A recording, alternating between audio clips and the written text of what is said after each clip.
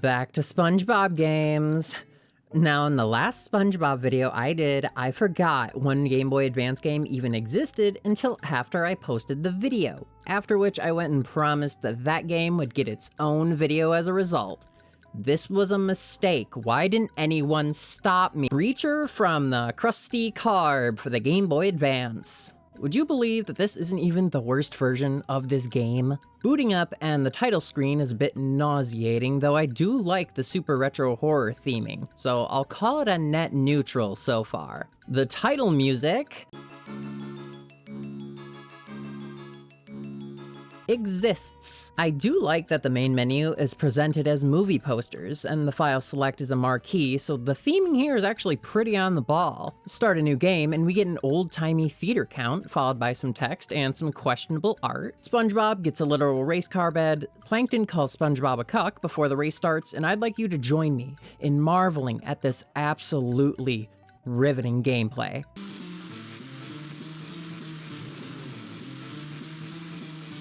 So yes, we go right, that is all. You hold the gas button, occasionally jump or engage with another driver, and then continue to go right. First, the music is wildly unfitting of the kind of intensity the game is trying to go for with the style and setting. Second, the sound effects really start to grate on you after more than 10 seconds. And third, how long do you think this incredibly boring gameplay goes on for? Give me a good, solid guess. It was only 2.5 minutes, but it felt like I was doing this for 20 because of how mind-numbingly boring this bit is. It's alright, it's over, and we go to the next segment. Guess we do in fake 3D now, as we guide SpongeBob down this tunnel while avoiding or jumping over incoming hazards. The exact same music is continuing on an endless loop, and I'm starting to get worried it's all I'll listen to while playing this game. Also, this screen is extremely disorienting, and SpongeBob is slippery as an oiled up Luigi, but again, it's over in about a minute, so okay. Next up, we control Dream Bob and have to repair our car by collecting the parts floating on these clouds and returning them to the car. We must either jump onto the car or these clouds because we are going fast miles per hour and the road will likely steal our skin. Get a part, jump down to the car, repeat 5 times, and you win. Please make this music stop. We clear that and get a picture of SpongeBob that looks like something I would draw for a thumbnail. SpongeBob wins the race but falls off a cliff, and we're skydiving now. If we're underwater, isn't that just diving? Move Robert around the screen, falling through rings and avoiding jellyfish, and thanking the elder gods for the change in music, though it's still not enjoyable. If you're watching this segment and thinking, wow, this looks boring, you're correct. And it feels like it goes on for an eternity. You would assume that with the opportunity to play around with gameplay styles and mechanics throughout the course of an entire game, things would be interesting. But this game so far is the definition of casting a wide net and catching nothing as a result. Moving on, we start on Patrick's dream. Starfish Man. Patrick is a superhero and we must stop the dreaded Patrick from fulfilling his nefarious schemes. We're now playing a side-scrolling 2D beat-em-up with some of the most lackluster control I've ever seen. We have one attack that we can use 3 times for a combo, and a double jump that is absolutely useless in combat, and Patrick's movement and hitboxes feel like the mechanical version of the Uncanny Valley. They're just wrong. Something is very wrong, and it's hard to describe what. This first segment has us going through the city and clearing out these goons. You win when you get all the way to the right.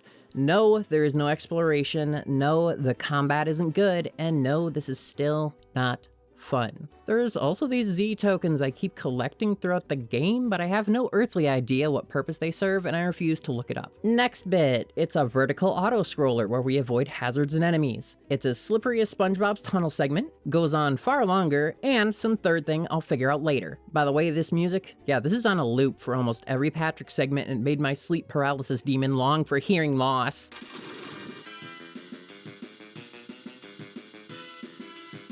Next up, we are on a train. The roof of one to be exact. Jump over the occasional hazard, go screen to screen, and defeat all the enemies to proceed, with the previous train car falling off the train. I hate this music, please make it stop. Finally, the showdown with the dreaded Patrick. The music finally changes, and I die. This is where I learned that if by some bad luck or incompetence, either is a possibility for me, you have to start at the beginning of the dream. Like, the whole dream. Back through the city, leap the building in a single bound, Nathan Drake the train, and we are back at the boss. Turns out, I gotta kill the enemies, then punch Dread Patrick's big shiny balls, dodge his lightning, avoid being flung into this trap, and then kill his drone before the walls crush you, which is an instant death, and I almost game overed again because the time limit here is tighter than... Okay, it's over for now. Patrick Man gets shot into space, and it's time for Plankton's dream. Plankton tries to turn a crumb into a full-size Krabby Patty, and instead, he made a monster. This was probably the most enjoyable part of the game for me, which isn't saying much because I was still bored, just not as bored. I got to platform Plankton around his lab, jumping, climbing, and swinging my way around while also using this nifty little hat to shoot enemies. I don't hate the music, at least.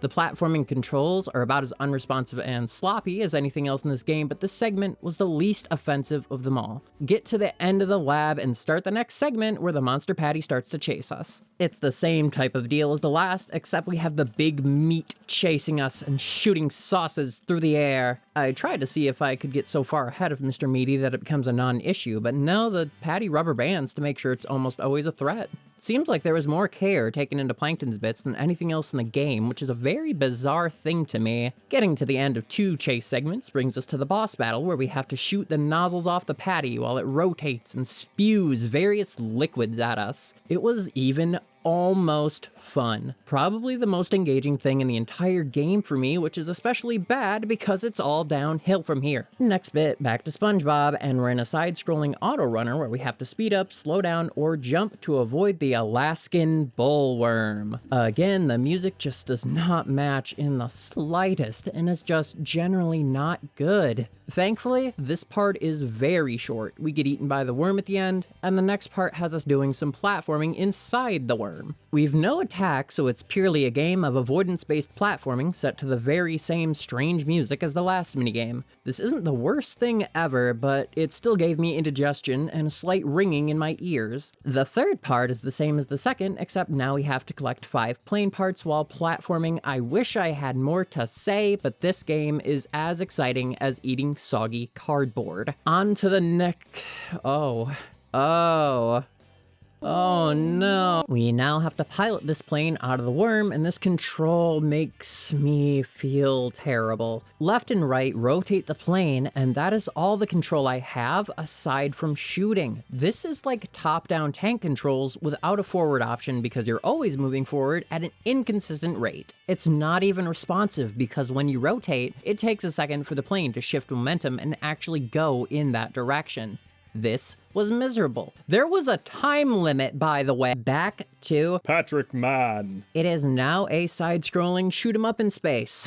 It's not awful, but it's also entirely forgettable. It's exactly what you would expect. You dodge or shoot asteroids and the occasional enemies, get to the end, and now it is literally just asteroids. This feels lazy. Not to mention actual asteroids controls better than this. It's over before it can overstay its welcome, thankfully, and we get put into a vertical auto-scroller shoot-'em-up that is as boring as it looks, and I swear this entire space part is just reusing retro spaceship games. This suspicion is confirmed moments later because now it's just Dollar Store Tempest. Come on. Patrick hurtles towards the ground, and we cut back to Plankton, who decides to treat his ED and gets large, and we now control Kaiju Plankton. We can move left and right and shoot a pretty sick-ass I-beam by holding down B and moving the cursor. It feels strange to control, but I love games like Rampage and War of the Monsters, so this was pretty okay for me. Next, you have to defend this bridge by destroying all the enemies before they can damage it too much. It's fine, if not very easy and dull.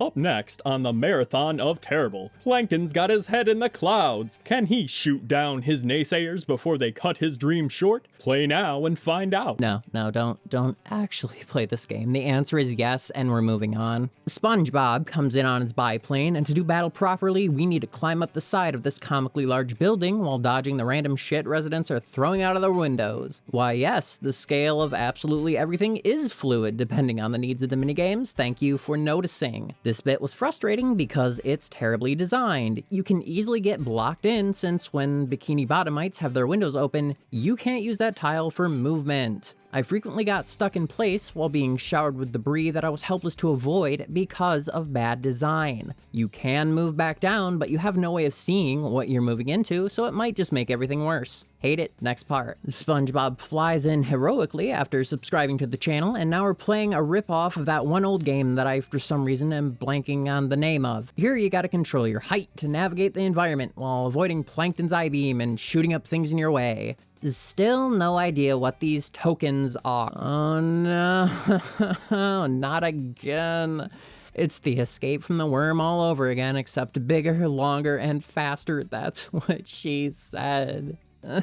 It is exactly the same with a different skin on it. Next up is arguably the most challenging part of the game. We are SpongeBob, and it's a side-scroller bit, but Big Plankton rotates around taking aim, and you take damage if the reticle hits you. I take back what I said earlier, this is the most engaged I was with the game. I actually had to pay attention. There was a pattern to learn, and multiple elements to juggle, and I had a bit of fun. But then it ended just as fast as all the other minigames, and we got popped into the next segment. Here, we fly towards Plankton while shooting his eye and avoiding his beams. This is kind of all bad, because it's near impossible to judge depth with a fake 3D. It's back to boring. Okay, we're getting to the final stretch. We can do this. Next bit, back to Patrick, man, and it's the same city level with Patrick, except the enemies are slightly different and have spawners to destroy. The fact that the enemies here don't really have an attack beyond grabbing onto you, mixed with the music, makes this a new level of boring.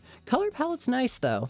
Very pleasant to look at. Next is more of the same, except we're indoors and need to collect 5 shrink ray parts. It is very short. Once we get that done, it's a boss battle with Big Plankton where we have to shoot his various parts with the shrink ray, and it's a passable fight. Each size of Plankton has some different attacks, and it's got enough to somewhat keep my attention, if for no other reason than that I'm excited to be done with this. We take down Plankton, get diagnosed with IBS by a talking hamburger, and we have one final race using the character of our choosing. I chose Plankton because I felt bad for taking his largeness away. And that is Creature from the Krusty Krab for the Game Boy Advance. We see the very low effort credits with a very low effort music playing, and I begin to question why I put in any effort with this game.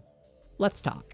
I've now played and covered every SpongeBob game on the Game Boy Color and Advance. Most weren't great, some were terrible, a few were kind of fun. This one is probably the worst for making one very critical mistake. Possibly the worst mistake a piece of media can make. It is boring.